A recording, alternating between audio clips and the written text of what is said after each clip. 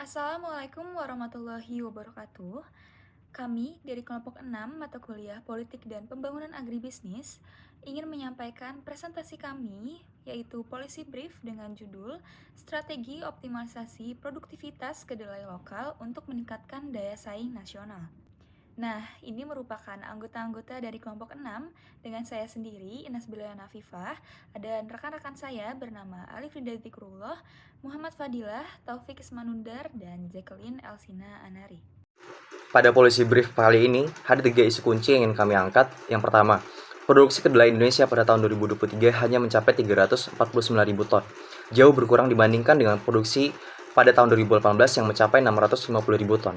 Menunjukkan tren penurunan yang signifikan dalam 5 tahun terakhir disebabkan oleh alih fungsi lahan dan rendahnya produktivitas serta kekurangannya dukungan dari pemerintah. Yang kedua, kebutuhan kedelai nasional pada tahun 2023 mencapai 2,7 juta ton. Sementara, produksi dalam negeri pada saat itu hanya menyumbang 12% dari kebutuhan tersebut. Sehingga, Indonesia sangat bergantung pada impor. Ketergantungan pada impor kedelai ini menyebabkan harga kedelai lokal sulit bersaing, membuat petani kesulitan menjual hasil panennya. Isu yang ketiga yaitu, melalui kebijakan yang mendukung dalam penguatan sektor pertanian kedelai lokal, Indonesia dapat mengurangi ketergantungan pada impor dan meningkatkan ketahanan pangan nasional dalam jangka panjang. Kedelai adalah sumber protein nabati utama di Indonesia. Tetapi ketergantungan pada impor menjadi masalah besar.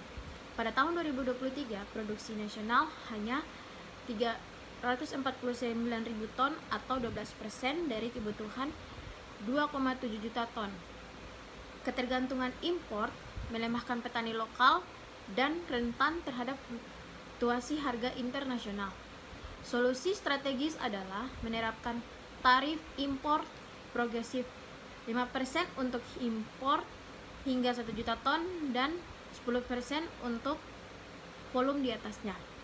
Disertai subsidi pupuk dan benih, riset varietas unggul, serta kontak farming antara petani dan industri.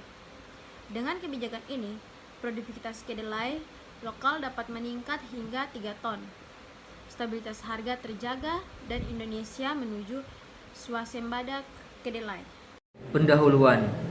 Kedelai atau yang bernama latin Glycinimex merupakan tanaman polong yang dibudidayakan secara luas di kawasan tropis dan subtropis, terutama di wilayah antara 30 derajat lintang utara dan selatan. Sebagai komoditas strategis dalam ketahanan pangan nasional, kedelai telah menjadi tanaman bernilai ekonomis tinggi sejak era intensifikasi pertanian tahun 1950-an.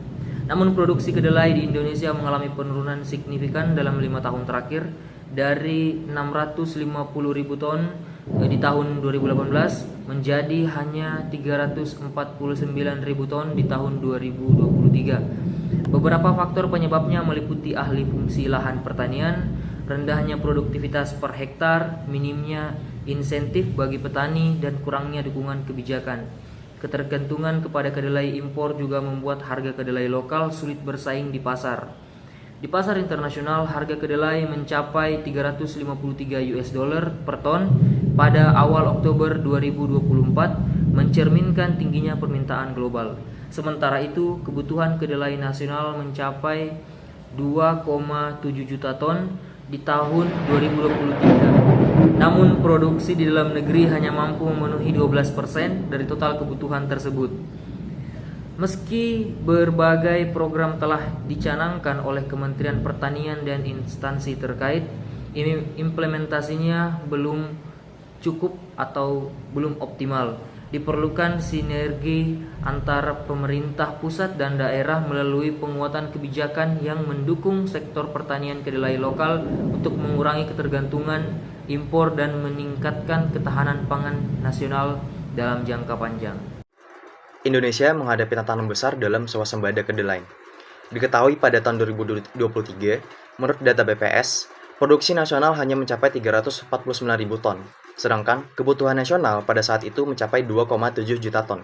Artinya, Indonesia harus mengimpor 2,27 juta ton lagi. Artinya, produksi dalam negeri kita hanya mampu memenuhi 12% kebutuhan dalam negeri. Akibatnya, Indonesia sangat bergantung pada produk kedelai impor untuk menutupi kekurangannya, yang tentunya berisiko bagi ketahanan pangan nasional. Penurunan produksi kedelai dipengaruhi oleh beberapa faktor. Pertama, luas panen terus berkurang karena lahan kedelai banyak dialihkan ke komoditas lain. Berdasarkan data Kementerian Pertanian, pada tahun 2018, luas panen kedelai seluas 493.590 hektar. Sedangkan pada tahun 2023 berkurang menjadi 218.740 hektar. Kedua, harga kedelai lokal yang tidak kompetitif. Berdasarkan data FAO pada tahun 2023, harga kedelai global sebesar Rp9.598.000 per kilogramnya. Sedangkan harga lokal berdasarkan data Bappenas 2023 hanya sebesar Rp13.010 per kilogramnya. Perbedaan harga yang terlalu jauh ini mempengaruhi industri pengolahan kedelai untuk lebih memilih kedelai impor dibanding kedelai lokal. Selanjutnya, saya akan menjelaskan mengenai poin pembahasan yaitu tarif impor progresif. Untuk kebijakan dari tarif impor sendiri, itu dapat membantu mendorong peningkatan produksi kedelai lokal, juga menjadi langkah yang strategis untuk meningkatkan daya saing petani domestik. Dan sekaligus itu untuk mengurangi ketergantungan dari impor. Tarif impor progresif dapat dirancang dengan memperhitungkan fluktuasi harga kedelai internasional dan kebutuhan dari pasar domestik. Indonesia sendiri saat ini itu mengimpor sekitar 2,4 juta ton kedelai per tahunnya, yang sebagian besar berasal dari Amerika Serikat. Ini berdasarkan dari data BPS tahun 2023. Teman-teman juga bisa lihat dari tabel sendiri. Ini merupakan tabel dari data BPS 2023, yaitu pengimpor terbesar kedelai di Indonesia yaitu Amerika Serikat, dan disusul oleh Kanada, Argentina, dan negara-negara lain. Tarif impor progresif ini dapat diterapkan dengan cara menaikkan tarif secara bertahap sesuai dengan volume impor. Nah, sebagai contohnya, tarif dasarnya 5%. Itu dapat diterapkan untuk volume impor hingga 1 juta ton dan dinaikkan menjadi 10% untuk volume yang melebihi angka tersebut. Kebijakan ini bertujuan memberikan insentif kepada importir untuk membatasi impor kedelai di Indonesia agar nantinya impor itu berada pada level yang tidak merugikan petani lokal atau petani domestik, sekaligus juga mendorong upaya peningkatan produksi kedelai lokal.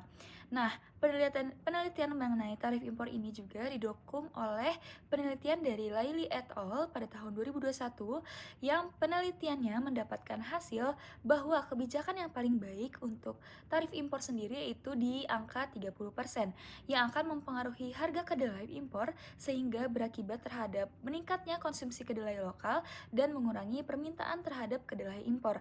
Hal ini akan mendorong petani untuk meningkatkan produksi dan produktivitas kedelai. Rekomendasi kebijakan. Berdasarkan analisis permasalahan kedelai nasional, diperlukan kebijakan komprehensif untuk meningkatkan produktivitas dan daya saing kedelai lokal. Langkah utama yang dapat diambil adalah menerapkan tarif impor progresif terhadap 5% untuk impor hingga 1 juta ton dan 10% untuk volume di atasnya, yang diimbangi dengan pemberian subsidi input produksi untuk menekan biaya produksi petani lokal.